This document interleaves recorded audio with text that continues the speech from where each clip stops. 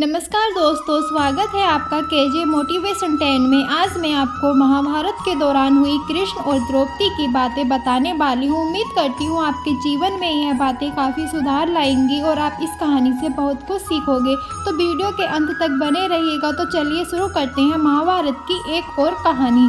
महाभारत के 18 दिन के युद्ध ने द्रौपदी की उम्र को 80 वर्ष जैसा कर दिया था, शारीरिक और मानसिक दोनों तरह से।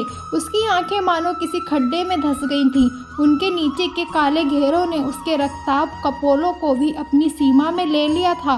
चेहरे का रंग श्याम वर्ण और अधिक काला हो गया था। युद्ध से पूर्व प्रतिशोध की ज्वाला ने जलाया था और युद्ध के उपरांत पश्चाताप की आग तपा रही थी। न समझने की क्षमता बची थी, न कुछ सोचने की।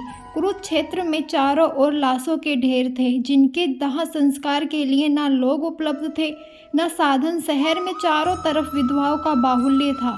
पुरुष इक्का दुक्का ही दिखाई पड़ते थे। अनाथ बच्चे इधर उधर घूमते दिखाई पड़ते थे और उन सबके वह महारानी द्रौपदी हस्तिनापुर के महल में निश्चेष्ट बैठी हुई शून्य को ताक रही थी।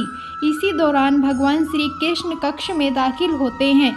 द्रौपदी कृष्ण को देखते ही दौड़कर उनके पास आती है और उनके कंधे पर सिर रखकर खूब रोती है।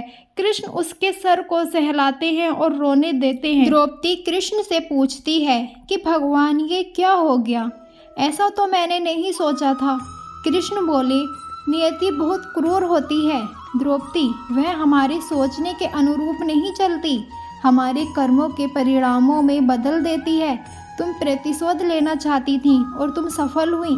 तुम्हारा प्रतिशोध पूरा हुआ। सिर्फ दुर्योधन और दुशासन ही नहीं, सारे कौरव समाप्त हो गए। तुम्हें तो प्रसन्न होना चाहिए। द्रौपदी बोली, भगवान, आप मेरे घाव को सहलाने आए हैं या नमक छिड़कने? कृष्ण ने कहा, नहीं द्रौपदी, मैं तुम्हें वास्तविकता से अवगत कराने के लिए आया हूँ। हमारे कर्मों के परिणाम को हम दूर दूर तक नहीं देख पाते हैं और जब वे समक्ष होते हैं तो हमारे हाथ में कुछ नहीं रहता। द्रौपदी ने पूछा कि क्या युद्ध के लिए पूर्ण रूप से मैं ही उत्तरदायी हूँ?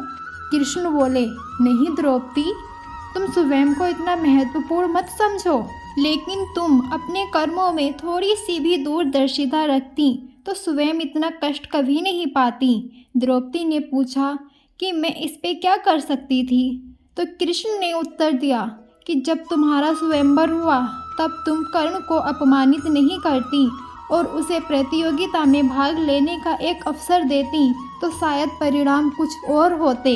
इसके बाद जब कुंती ने तुम्हें 5 पतियों की पत्नी बनने का आदेश दिया तब तुम उसे स्वीकार नहीं करती तो भी परिणाम कुछ और होते।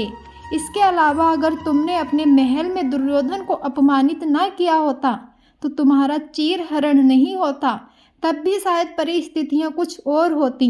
हमारे शब्द भी हमारे कर्म होते हैं द्रौपदी, और हमें अपने हर शब्द को बोलने से पहले तोलना बहुत ज़रूरी होता है, अन्यथा उसके दुष्परिणाम सिर्फ स्वयं को ही नहीं, अपने पूरे परिवेश को दुखी करते रहते हैं। संसार में केवल मनुष्य ही एकमात्र ऐसा प्राणी है जिसका जहर उसके दांतों में नहीं, शब्दों में है। इसलिए शब्दों का प्रयोग सोच समझकर ही करना चाहिए। ऐसे शब्द का प्रयोग कीजिए जिससे किसी की भावनाओं को ठेस ना पहुंची हो। तो दोस्तों, उम्मीद करती हूँ इस कहानी ने आपको बहुत कुछ सिखाया होगा और आपको यह कहानी पसंद आई होगी। अगर आपको यह कहानी पसंद आई तो हमारे चैनल को सब्सक्राइब करके वीडियो को लाइक कर दें और साथ ही बेल आइकन बटन दबा दें ताकि आने वाली वीडियो सबसे पहले आप तक पहुँच जाए। धन्यवाद।